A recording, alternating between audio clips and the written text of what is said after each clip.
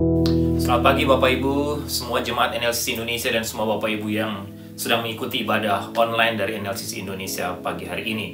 Selamat pagi, selamat hari Minggu, dan selamat kita ketemu lagi dalam ibadah hari ini. Mari sama-sama kita mempersiapkan hati kita untuk masuk dalam ibadah. Sebelum kita mulai, mari kita tundukkan kepala, kita berdoa. Tuhan, kami bersyukur, terima kasih karena pagi hari ini kami ada waktu dan kesempatan lagi untuk beribadah bersama, untuk memuji menyembah-Mu, untuk mendengarkan suara melalui kebenaran firman-Mu. Doa hamba kiranya ibadah hari ini melalui tiap-tiap lagu yang kami nyanyikan, firman Tuhan yang akan disampaikan oleh Ibu Sarah tentang burung merpati kiranya bisa menjadi berkat buat kami semua lagi pada hari ini. Terima kasih Tuhan. Seluruh jalannya ibadah hari ini mulai awal, pertengahan hingga akhirnya kami serahkan dalam tangan Tuhan. Tuhan hadir di sini. Tuhan hadir dalam ruangan kami menyampaikan firman-Mu. Tuhan hadir di ruangan Bapak Ibu semua di rumah masing-masing, sehingga kami semua bisa merasakan kehadiran Tuhan dan lawatan Tuhan lagi melalui ibadah pagi hari ini. Dalam nama Tuhan Yesus kami berdoa. Amin. Baik, Bapak Ibu, sekali lagi doa saya kita semua diberkati hari ini. Mari sama-sama kita angkat hati untuk memuji menyembah Tuhan bersama, dan kita juga doakan Ibu Sarah yang akan menyampaikan firman Tuhan hari ini supaya dia dipakai Tuhan untuk menjadi berkat buat kita semua.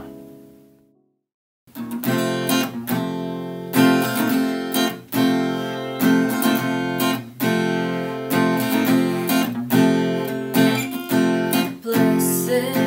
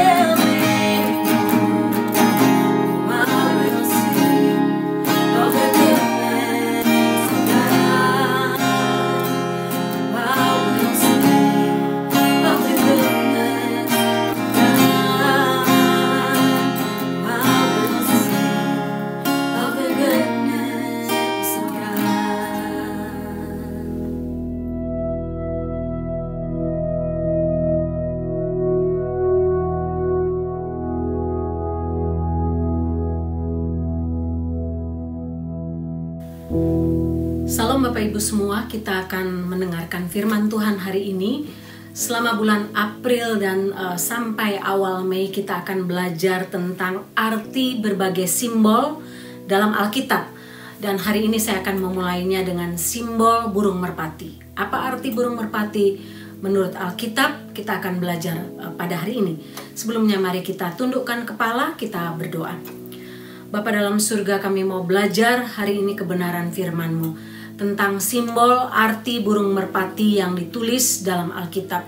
Kami berdoa supaya kebenaran firman-Mu hari ini dapat memberkati kami dan menjadi berkat penuntun untuk kami melangkah sepanjang hidup kami yang masih Tuhan percayakan. Berkatilah hamba yang menyampaikan, berkati semua Bapak Ibu yang mendengarkan, kami sama-sama diberkati, dibaharui oleh bagian firman Tuhan ini lagi. Dalam nama Tuhan Yesus, amin. Bapak Ibu, mari kita membaca dua bagian firman Tuhan dari Kejadian 8 ayat 11 dan Lukas 3 ayat 22. Demikian bunyi firman Tuhan. Kejadian 8 ayat 11. Menjelang waktu senja, pulanglah burung merpati itu mendapatkan Nuh, dan pada paruhnya dibawanya sehelai daun zaitun yang segar. Dari situlah diketahui Nuh bahwa air itu telah berkurang dari atas bumi. Lukas 3 ayat 22. Dan turunlah Roh Kudus dalam rupa burung merpati ke atasnya. Dan terdengarlah suara dari langit. Engkaulah anakku yang kukasihi, kepadamulah aku berkenan. Bapak Ibu, burung merpati memang dipakai dalam berbagai simbol atau lambang dalam kehidupan manusia sejak dari masa kuno, masa perjanjian lama, perjanjian baru, bahkan sampai pada masa modern, masa sekarang. Dipakai dalam berbagai occasion, misalnya ketika orang menikah, orang melepaskan burung merpati sebagai lambang kesetiaan. Karena merpati memiliki sifat yang setia, yang tulus. Merpati dipakai dalam acara ulang tahun sebagai lambang berkat. Merpati dipakai dalam acara tunangan sebagai lambang kesucian, lambang kemurnian, lambang purity karena warnanya yang berwarna putih. Merpati dipakai sebagai simbol dalam pemakaman orang mati karena dianggap membawa damai. Orang yang keluarga yang ditinggalkan melepaskan orang yang dikasihi mereka dengan perasaan damai. Sehingga Bapak Ibu, simbol dalam burung merpati ini terdapat dari zaman dulu, bahkan dalam Alkitab, dan sangat menarik untuk belajar bagian ini. Kata merpati sendiri dalam bahasa Ibrani dipakai kata Yona. Kata ini tidak memiliki arti yang spesial, arti yang khusus, arti yang mendalam, tapi dia punya arti harfiah, yaitu burung merpati. Yona itu burung merpati dan menjadi simbol yang dipakai begitu banyak dalam Alkitab. Paling tidak simbol atau lambang burung merpati ini dipakai untuk menggambarkan 7 kebenaran. Dan hari ini saya hanya akan bahas 3 dari 7 itu karena waktu. Tapi Alkitab memberi tradisi panjang dan kaya tentang burung merpati. Boleh dikatakan burung merpati ini merupakan ikon, merupakan favorit dalam hal seni dan ikon yang dipakai untuk untuk mewakili beberapa aspek ilahi. Di Timur Tengah kuno dan dunia Mediterania, merpati menjadi simbol ikon Dewi Ibu. Kuil tanah liat kecil dari zaman besi Levan menggambarkan merpati bertengger di atas pintu kuil mini. Salah satunya dari Pulau Cyprus, seluruh bagian luar kuil Dewi ditutupi dengan kandang merpati. Merpati mewakili kesuburan feminin, mewakili prokreasi. Dia menjadi simbol Dewi Asera dan pasangan Astarte. Dan di seluruh kota Roma, kekaisaran Roma, dewi seperti Venus, Fortunate bisa dilihat dan digambarkan dalam patung dengan gambar burung merpati beristirahat di tangan mereka atau di kepala mereka. Sehingga sekali lagi burung merpati ini spesial untuk seluruh dunia, untuk seluruh bangsa, untuk semua ras. Ada beberapa sifat burung merpati sebelum kita masuk ke jauh lebih dalam tentang artinya. Burung merpati ini burung yang kecil, burung yang rapuh, burung yang tangguh. Walaupun dia kecil, rapuh, tapi dia tangguh. Burung merpati ini mereka dapat bertahan dan berkembang, mereka dapat hidup di kota besar, di kota kecil, bahkan di tempat-tempat yang tidak bersahabat sama sekali. Mereka merupakan keluarga burung yang mengasuh. Yang maksud saya burung yang mengasuh ini adalah kedua orang tuanya itu merawat bayinya. Kedua orang tuanya mampu menghasilkan zat yang disebut susu tanaman yang dapat memberikan bayi mereka makanan ketika telurnya baru saja menetas. Sehingga burung merpati ini sangat spesial. Burung merpati ini juga digambarkan sebagai burung yang mampu terbang berkilo-kilometer jauhnya, tapi bisa kembali ke tempat asalnya. Itulah sebabnya Nuh memakai burung merpati untuk mencari tanda laut bumi sudah kering.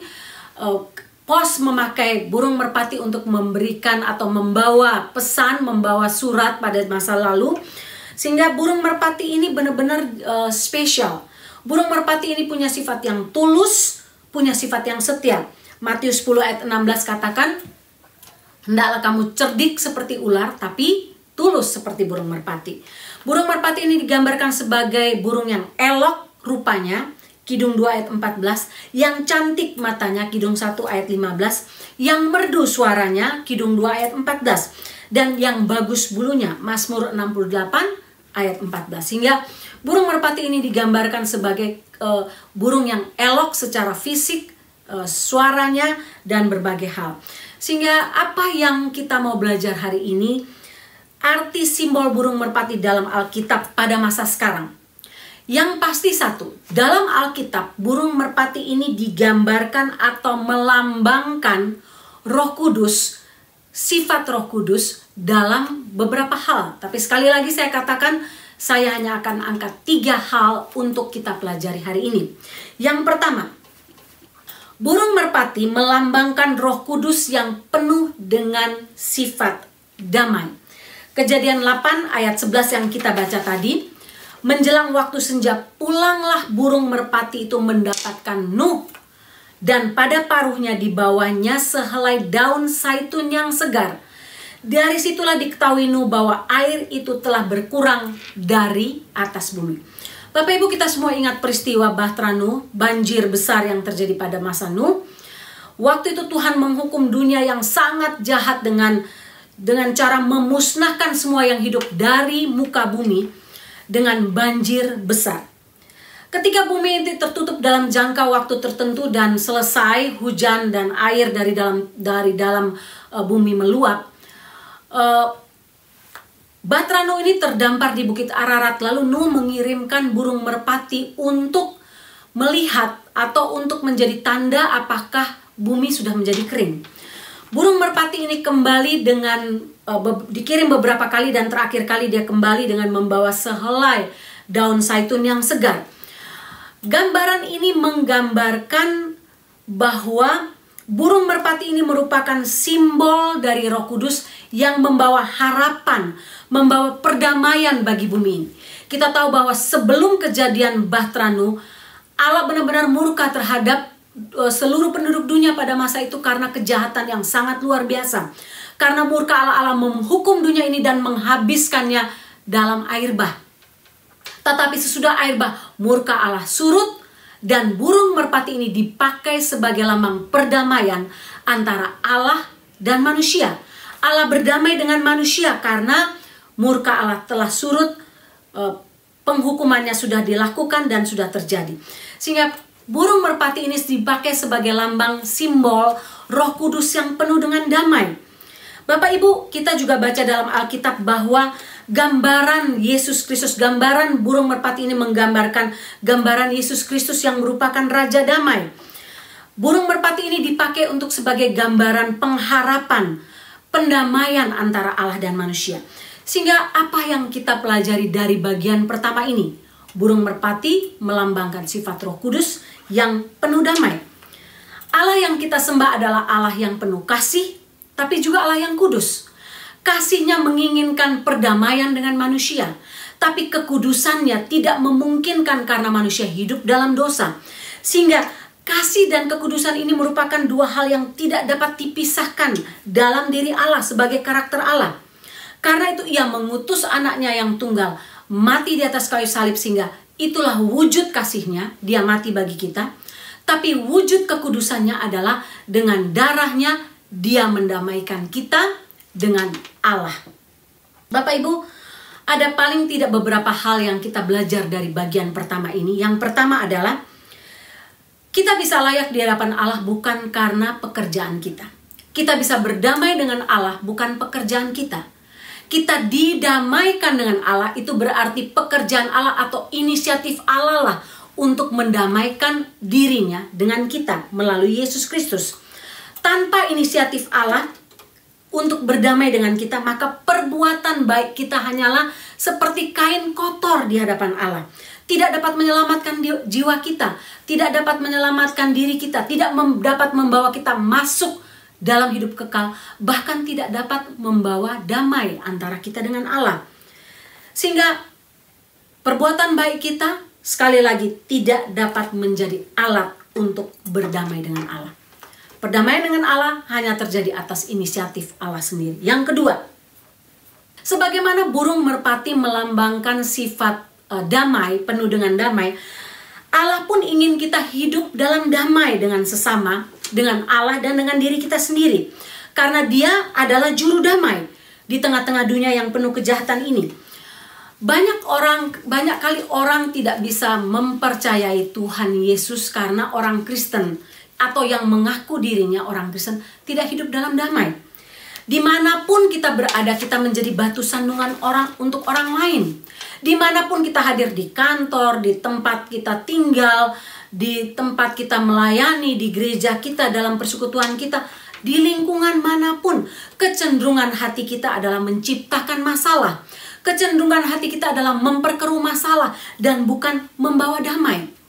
Ketika orang datang, orang hadir tengah satu persekutuan atau di kantor yang ada orang yang seperti ini, orang tidak merasa damai, tidak merasa nyaman, orang merasa terintimidasi. Sehingga Allah menginginkan kita hidup dalam damai dengan Allah, dengan diri kita, dan dengan sesama. Sehingga bagian ini mengingatkan kita kalau Roh Kudus ini sebagai sifat mewakili, melambangkan Roh Kudus. Burung merpati ini melambangkan Roh Kudus yang mewakili sifat damai. Damai itu harus ada dalam hati kita. Dan saya teringat kisah tentang seorang perempuan yang bernama Abigail dalam Alkitab, yang merupakan cerita yang sangat luar biasa. Bapak Ibu mungkin tahu cerita ini. Sebagai wanita pembawa damai.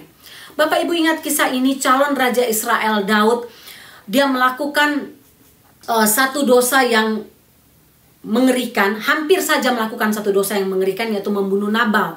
Begini ceritanya, waktu itu Daud terpaksa tinggal di desa-desa untuk menghindari kemarahan dan kecemburuan Raja Saul. Dia diikuti oleh 600 laki-laki termasuk keluarga mereka. Mereka berjalan dari desa ke desa, dan satu kali mereka berkumpul di desa atau di tempat yang namanya Karmel. Tempat ini adalah tempat yang dekat dengan para hamba dari Nabal menggembalakan ternaknya. Hamba-hamba dari Daud ini, termasuk Daud, mereka melindungi hamba-hamba Nabal ini dari para perampok yang berusaha untuk merampok ternak mereka, sehingga mereka menguntungkan Nabal. Nah, waktu tiba waktu musim panen, waktu bagian pengguntingan bulu domba atau panen, Raja Daud mengirim utusannya untuk meminta, boleh dibilang meminta jatah lah, atau meminta upah mereka untuk perlindungan yang mereka berikan kepada para pembantu atau para budak Nabal. Nabal ini terkenal seorang yang sangat kaya, tapi Nabal menolak untuk memberi permintaan Daud. Nabal menolak untuk menolong mereka dan memberikan apa yang boleh dikatakan menjadi hak mereka, bahkan memperlakukan anak buah Daud dengan sangat buruk. Dalam kemarahan itu, Daud terburu-buru untuk memutuskan untuk membunuh Nabal dan semua laki-laki di rumahnya. Tapi waktu Abigail, istri dari Nabal ini, mendengar apa yang terjadi, apa yang Abigail lakukan, dia mengumpulkan banyak makanan, menaikkan ke atas keledainya, bersama para prajuritnya dia pergi menemui Daud dan para pasukan mereka, para anak buahnya, dan memberikan semua makanan yang diminta oleh Daud. Bukan situ saja, dia dengan rendah hati menundukkan diri dan meminta maaf atas perlakuan suaminya yang tidak ramah. Daud menyadari bahwa wanita ini yang namanya Abigail mencegah dia untuk melakukan keputusan yang penuh dendam, dan Daud memuji Allah. Bapak Ibu, inilah sikap yang seharusnya ada dalam diri kita sebagai orang percaya. Gambar burung merpati itu atau lambang burung merpati menggambarkan perdamaian, hidup dalam damai dengan Allah, dengan diri kita, dan dengan sesama. Matius 5 ayat 9 katakan, berbahagialah orang yang membawa damai, karena mereka akan disebut anak-anak Allah. Yang berikut, yang ketiga dari bagian ini. Orang yang membawa damai, yang bisa membawa damai, hanyalah orang yang telah berdamai dengan Allah, atau telah mengalami damai dengan Allah. Dan ini hanya bisa terjadi ketika seorang manusia bertemu dengan Tuhan Yesus secara pribadi, menerima Tuhan Yesus sebagai Tuhan dan Juru Selamatnya. Itulah waktu ketika dia born again, ketika dia lahir baru, ketika dia diselamatkan. Ketika kita mengalami kelahiran baru, kita berdamai dengan Allah. Kita berdamai dengan diri kita. Kita berdamai dengan lingkungan. Kita berdamai dengan sesama manusia. Sehingga jika titik born again ini tidak dialami oleh kita, kita tidak dapat menghasilkan buah roh damai. Damai sejahtera yang ditulis dalam Galatia 5 ayat 22 sebagai salah satu bentuk buah roh. Tidak bisa. Kita hanya dapat menjadi pembawa damai jika kita memiliki damai dalam hati kita dengan Allah ketika kita born again, dengan diri kita sendiri, dan dengan sesama. Baru bisa terjadi dengan sesama. Sehingga kalau orang tidak memiliki damai dengan Allah, dengan dirinya sendiri, dalam hatinya hanya akan ada kebencian, dendam, kemarahan, dan itu akan nampak dalam sikap hidupnya. Cepat atau lambat, ditutupi sebagaimanapun, dengan cara apapun akan keluar dari dalam hidup kita sebagai buah roh. Yang kedua, tadi yang pertama burung merpati menggambarkan sifat Roh Kudus yang penuh damai. Yang kedua, burung merpati menggambarkan atau melambangkan Roh Kudus yang penuh kasih. Saya baca Kidung Agung pasal 5 ayat 2. Aku tidur, tapi hatiku bangun. Dengarlah kekasihku mengetuk. Bukalah pintu dinda manisku, merpatiku, idam-idamanku, karena kepalaku penuh embun dan rambutku penuh tetesan embun malam. Bapak Ibu, Kidung Agung menggambarkan atau melukiskan burung merpati sebagai lambang orang yang dikasihi dan lambang orang yang mengasihi. Burung merpati ini dipakai dalam berbagai dalam kitab Kidung Agung khususnya, bahkan untuk menggambarkan Roh Kudus yang penuh dengan kasih. Dalam Perjanjian Baru juga digambarkan sikap atau sifat Roh Kudus yang penuh kasih. Roma 5 ayat 5, Roma 15 ayat 30 katakan, kasih Allah telah dicurahkan di dalam hati kita oleh Roh Kudus. Ingat, kasih Allah dicurahkan dalam hati kita oleh siapa? Oleh Roh Kudus.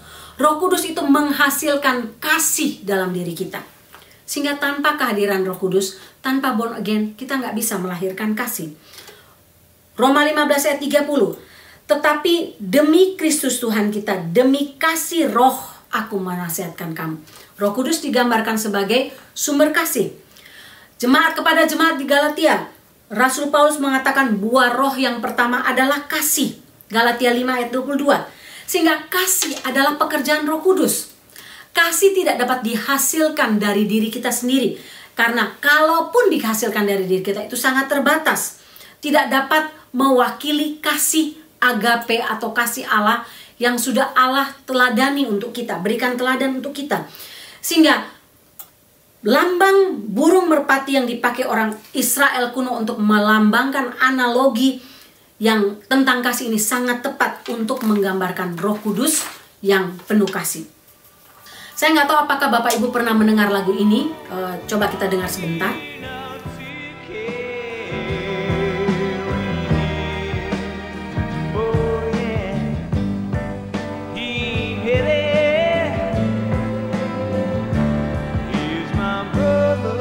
Lagu ini diinspirasi oleh sebuah kisah nyata ketika seorang anak laki-laki yang kurus berjalan sambil menggendong anak laki-laki lain yang cacat, yang lumpuh di pundaknya.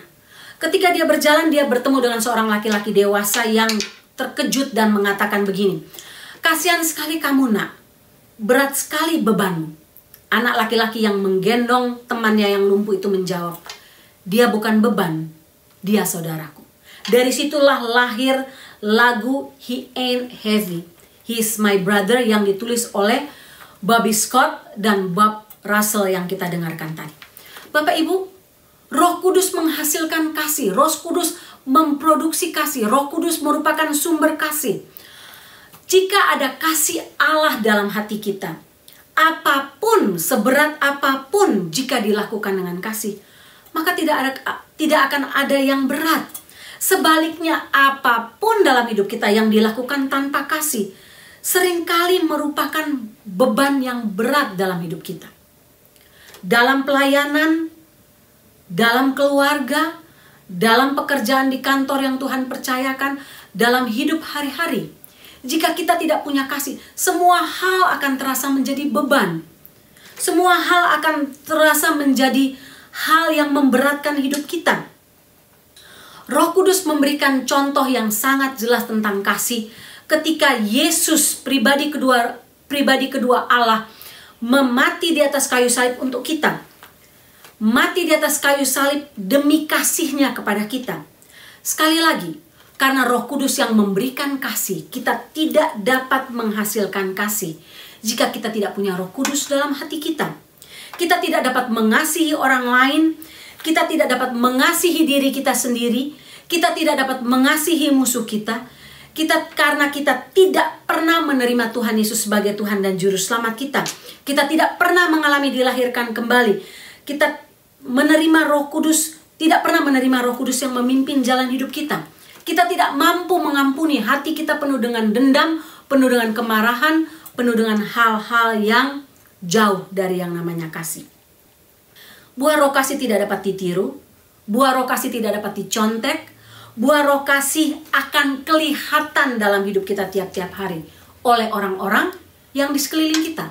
Keluarga kita, suami, istri, anak kita, orang-orang dalam persekutuan kita akan bisa melihat apakah kita orang yang penuh kasih ataukah orang yang hidup tanpa kasih. Yang ketiga, yang terakhir.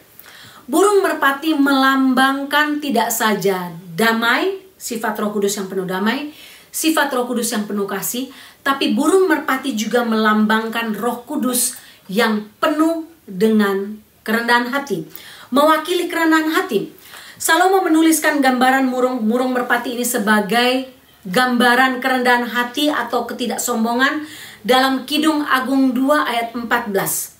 Dikatakan, "Merpatiku di celah-celah batu, di persembunyian lereng-lereng gunung, perlihatkanlah wajahmu, perdengarkanlah suaramu." Bapak Ibu lihat, merpatiku di mana? Celah-celah batu, artinya tersembunyi. Di persembunyian lereng-lereng gunung, perlihatkan wajahmu, perdengarkan suaramu. Artinya, burung merpati ini bukan tipe burung yang show off.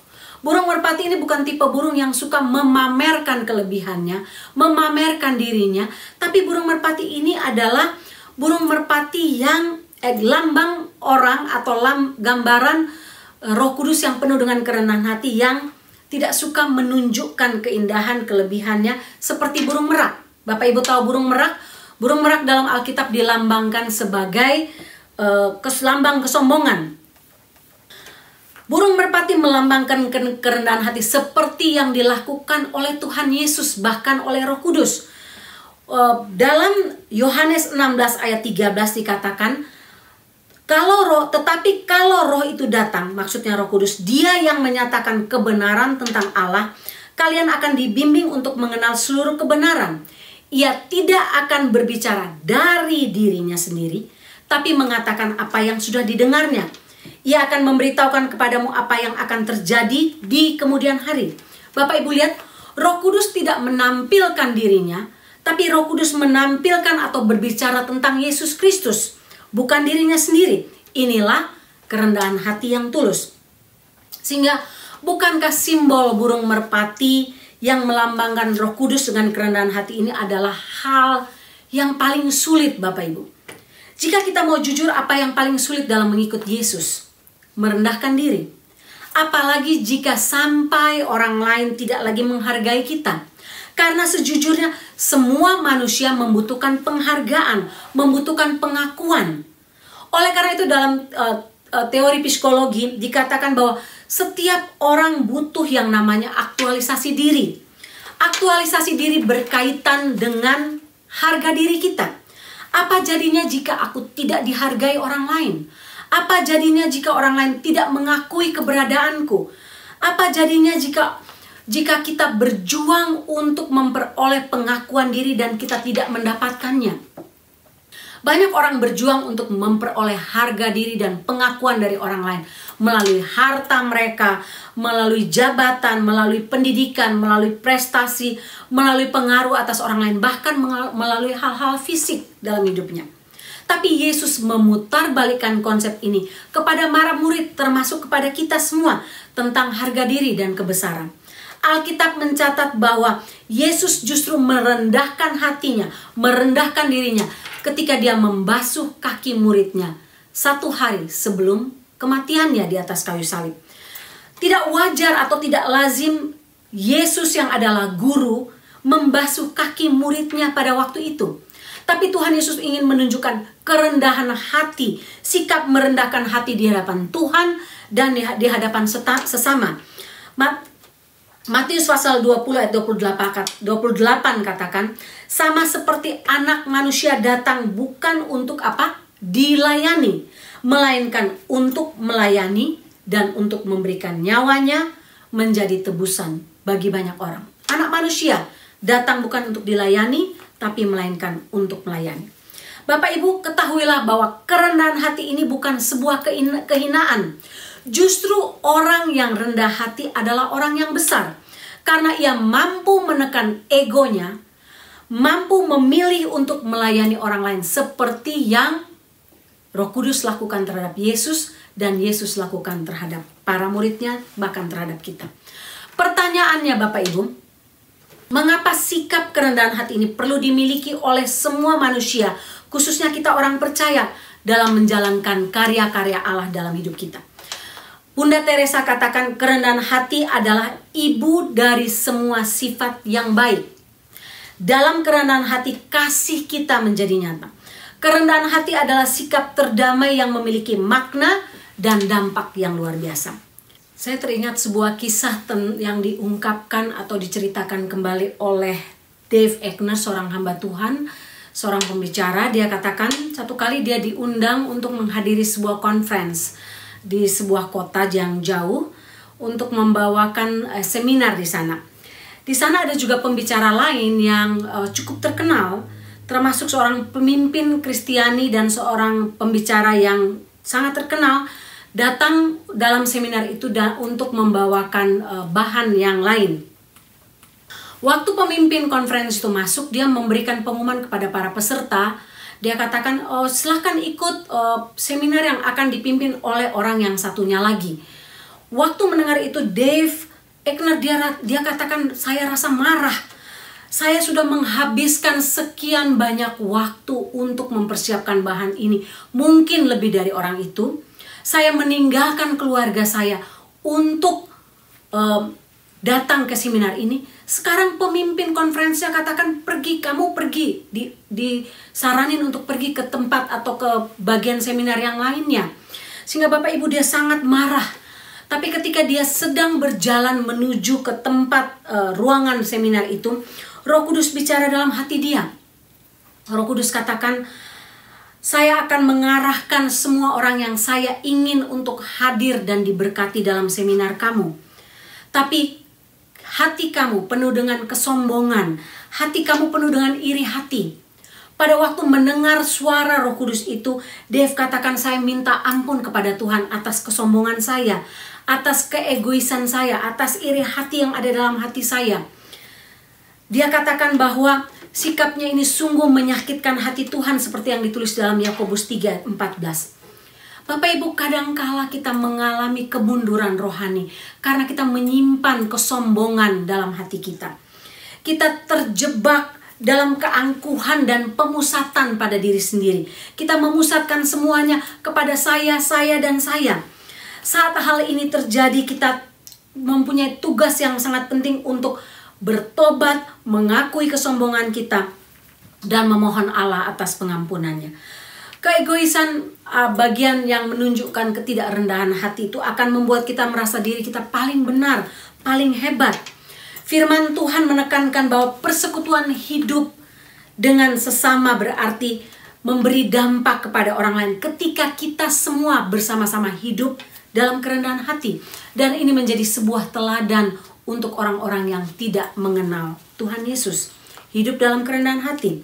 Filipi 2 ayat 6-7 katakan, firman Tuhan berkata, yang walaupun dalam rupa Allah, tidak menganggap kesetaraan dengan Allah sebagai milik yang harus dipertahankan, melainkan apa?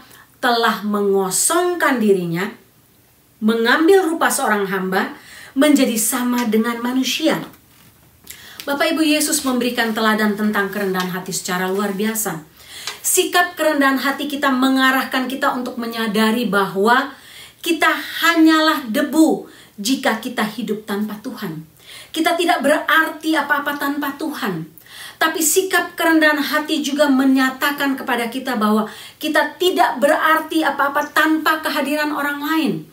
Orang yang sombong akan mengatakan, saya bisa hidup tanpa orang lain. Saya tidak butuh orang lain. Saya bisa hidup dari diri saya sendiri. Tapi kerendahan hati mengatakan, aku butuh Tuhan. Aku butuh orang lain. Keberadaan orang lain di sekitar kita memberi kita sesuatu yang bermakna, yang berarti bagi kita, yang membuat kita dapat mencapai goal atau tujuan dalam hidup kita.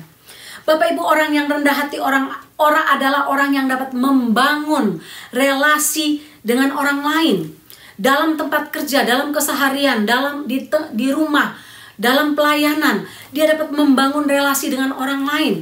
Dia tidak mengeksklusifkan dirinya dan merasa diri lebih hebat dari orang lain. Sikap kerendahan hati memiliki sikap kasih dalam persekutuan, compassion, perhatian untuk orang lain, dan tidak memikirkan diri sendiri. Orang yang rendah hati tidak merasa diri paling bijak, paling hebat, paling bisa, paling pintar, paling tahu. Kerendahan hati tidak bersikap meremehkan orang lain, bahkan sebaliknya, mengarahkan diri kita untuk mengenal orang lain lebih baik, menyadari bahwa orang lain punya kelebihan, menyadari bahwa kita punya kekurangan, menyadari bahwa kita perlu menghargai orang lain dalam berbagai kelebihan dan kekurangannya. Orang yang rendah hati akan menempatkan orang lain lebih utama dari dirinya sendiri. Bapak Ibu, pada akhirnya ketika kita punya kerendahan hati, kita tahu bahwa ikan kecil, kita adalah ikan kecil di kolam yang kecil. Tapi ketika kerendahan hati datang, kita tahu bahwa kita adalah ikan besar di tengah samudra yang besar. Artinya nothing, tidak ada apa-apanya. Yakobus berkata bahwa Allah menentang orang yang congkak, tapi mengasihi orang yang rendah hati. Ketika kita memiliki sikap kerendahan hati, kita akan melakukan semua hal, semua pekerjaan tanpa mengharapkan pujian, tanpa mengharapkan orang menghargai kita, tanpa mengharapkan orang melakukan sesuatu yang kita harapkan untuk memenuhi pemenuhan ego kita. Bapak Ibu, kita akan bekerja dengan penuh tanggung jawab dan mempersembahkannya untuk Tuhan. Dalam hidup kita banyak orang bisa berbuat baik, melakukan kebaikan. Orang jahat pun dapat berbuat baik, tapi hanya sedikit orang yang bisa hidup menjaga hatinya untuk tetap tulus dan memiliki kerendahan hati, seperti burung merpati. Amsal 18 ayat 12 katakan, tinggi hati mendahului kehancuran, tapi kerendahan hati mendahului kehormatan. Mari kita berdoa. Tuhan, kami mendapati diri kami disorot, di mirror, dan mendapat cermin dari firman Tuhan hari ini. Burung merpati yang melambangkan Roh Kudus yang penuh dengan damai sejahtera. Jika Engkau mendapati kami hidup dalam tidak damai sejahtera dengan diri kami, mungkin dengan Allah, bahkan dengan orang lain, mungkin kami belum hidup dalam Tuhan, kami belum born again, kami belum lahir baru.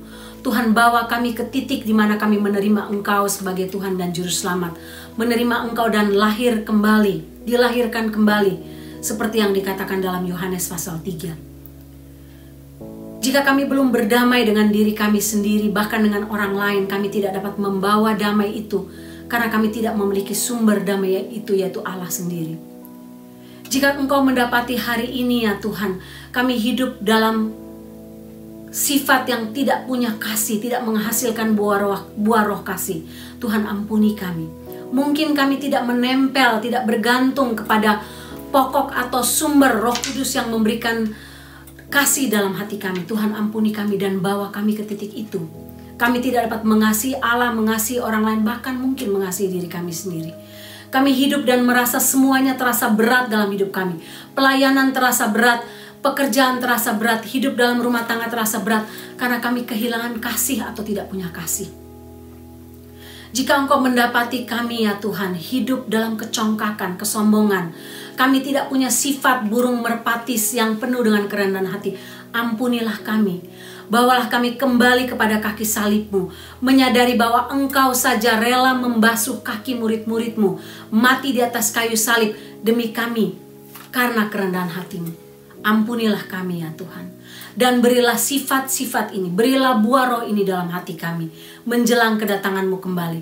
Kami tidak mau ketika Engkau datang kembali kami didapati sebagai orang-orang yang melayani, melakukan hal-hal besar, melakukan mujizat, tapi kami tidak punya kasih, kami tidak punya damai sejahtera, kami tidak punya kerendahan hati, dan kami ditolak dalam kerajaan surga. Ampuni kami dan bawa kami kembali kepada kaki salib-Mu. Dalam nama Tuhan Yesus. Amin. Bapak Ibu, doa saya kita semua diberkati melalui kebenaran firman Tuhan hari ini yang sudah di-share, sudah disampaikan oleh Ibu Sarah. Kita akan mengakhiri ibadah hari ini. Sebelumnya ada beberapa pengumuman. Tentunya yang pertama, selamat ulang tahun untuk mereka yang berulang tahun dalam minggu ini. Selamat ulang tahun untuk Jose Picauli, anak dari Ido dan Yvonne, cucu dari Pak Ferry dan Bu Sin. Ya, selamat ulang tahun Jose yang berulang tahun tanggal 4 April. Selamat ulang tahun juga untuk Brenda Wiradi yang berulang tahun tanggal 6 April. Selamat ulang tahun juga untuk Bu Titi Tanamal yang ulang tahun tanggal 10 April. Tuhan berkati Jose, Tuhan berkati Brenda, Tuhan juga berkati Bu Titi selalu. Baik, Bapak Ibu, kita memang sudah melewati Paskah, tapi saya selalu ingatkan jangan lupa spirit atau semangat Paskah itu harusnya bukan pada hari Paskah saja. Tapi semangat Paskah, semangat kebangkitan Tuhan Yesus harus terjadi atau menjadi spirit kita tiap-tiap saat, tiap hari. Kita percaya bahwa Yesus sudah bangkit dari antara orang mati, Dia hidup, Dia melihat kita semua. Mari kita tundukkan kepala, kita akan akhiri atau kita tutup ibadah yang dalam doa berkat. Jemaat yang kekasih, tundukkanlah kepalamu, arahkanlah hatimu kepada Tuhan dan terimalah berkat Tuhan. Anugerah keselamatan dari Tuhan Yesus Kristus, kasih sayang yang tidak berkesudahan dari Allah Bapa, serta penyertaan dari Roh-Nya yang kudus, kiranya menyertai engkau sekalian mulai hari ini sampai Maranatha Tuhan Yesus datang kembali. Haleluya. Amin.